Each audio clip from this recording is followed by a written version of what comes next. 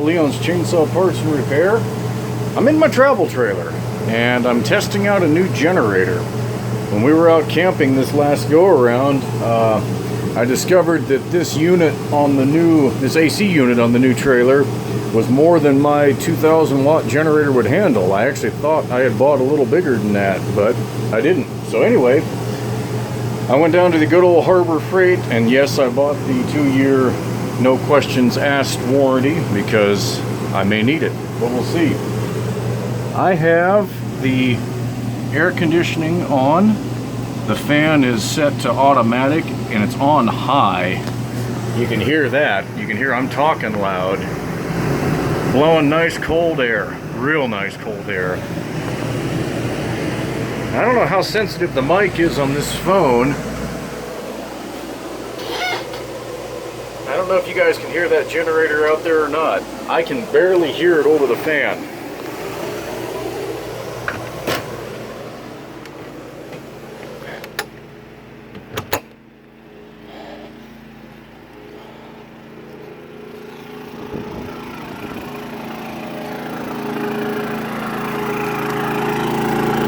Oh, she's working all right. Okay, let's... Alright, that air conditioner is drawing 17.4 amps, which explains why it wouldn't run on that smaller generator, but yet it would still run on a standard extension cord. So this Predator would be the equivalent of the Honda, 3,000 watt, whatever the Honda model number is. This is under a pretty healthy load. I would say it's running at about 2/3 capacity right now, somewhere in that range of its running watts. It should be running around 2,000 watts. I know they vary on these 13.5 BTU air conditioners, but anyway, what sealed the deal for me was actually Consumer Reports tested the smaller versions of these things, and the Honda squeaked out a win, but just barely squeaked out a win, and it was based on the warranty period. The standard Harbor Freight warranty is only 90 days, but you all know you can buy the 2-year no questions asked, and this happened to be on sale. So pretty much the sale price paid for the warranty. So it's pretty quiet at, what the heck is it, 23 feet, whatever that standard is. Supposedly this is only 57 dB. I'm barely raising my voice right now, and I suspect it's coming through to the video just fine. Features aren't bad. It does have an electric start, little battery down here. This is your combo run, start as choke. It's just a dial knob, nothing big. It came with a plug that has this plug on one end, alligator clips on the other. Has an unregulated 12 volt 8 amp circuit there. I'm not sure how this is all set up, because apparently, according to the manual, you shouldn't be trying to do 12 volt and 120 at the same time. I don't quite know what that's all about, but anyway, separate circuit breaker for each outlet. I'm using the supplied adapter that came with. This is a 30 amp twist and lock that converts to the 30 amp RV. So for me, this is perfect. This is exactly what I want to use it for. Yeah. The tank, I think, holds around 2.5 gallons at a quarter load. Supposedly it'll run roughly 11 hours. It will not run 11 hours doing what I'm doing to it right now on a tank of fuel. I'm guessing it would run probably about 6 hours at most on a full tank with that AC running, but we'll see. Oil filler's real easy to get at. This just unscrews and you got your dipstick there.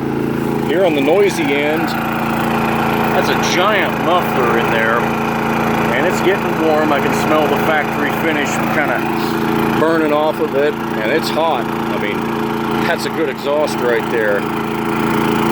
It's not generating heat down at ground level, but you get up right in the exhaust stream, and even at that distance, that doesn't feel good. So she's working.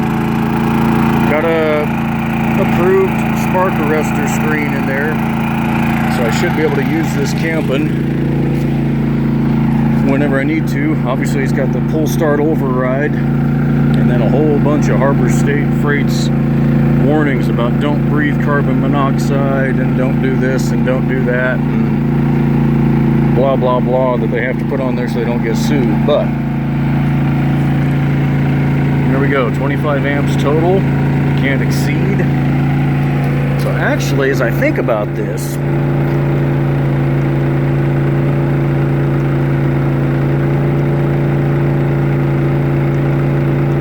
right there, the refrigerator kicked on, I think, because that's running on electric right now too. This is one of those auto sensing units.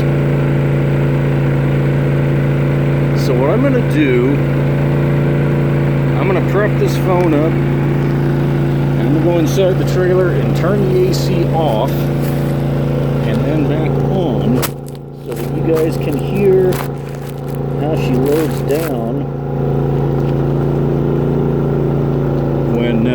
when it cycles on and off.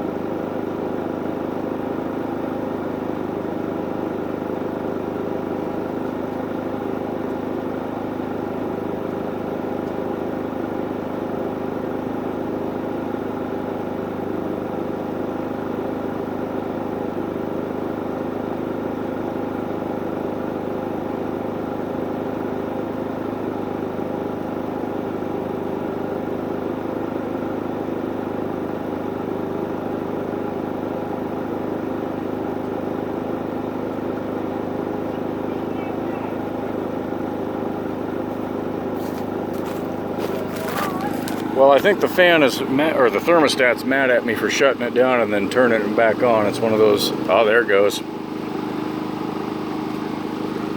I just heard this thing surge a little bit. There we go. 5.4. That's just the fan running. The way that AC is designed. There she goes. That was the compressor. So we saw a surge to about 21, I'll have to look at the video again, maybe 22 amps. And then it's stabilizing back here at almost 18. So anyway, if anybody is seriously considering one of these Harbor Freight generators, granted, I mean, this thing has an hour meter on it, and I think, what do I have? Not even a tenth of an hour on the damn thing yet. 12 minutes so of run time. But anyway, I'll report back in as to how it does. I'll take it camping the next time. It's plenty hot here in the Pacific Northwest today. Geez, here in the Medford area we were 103, I think. So I'll let this run for a little while, see if my neighbors get mad at me. I don't think they will. I don't think they'll be able to hear it, quite frankly. It's pretty quiet.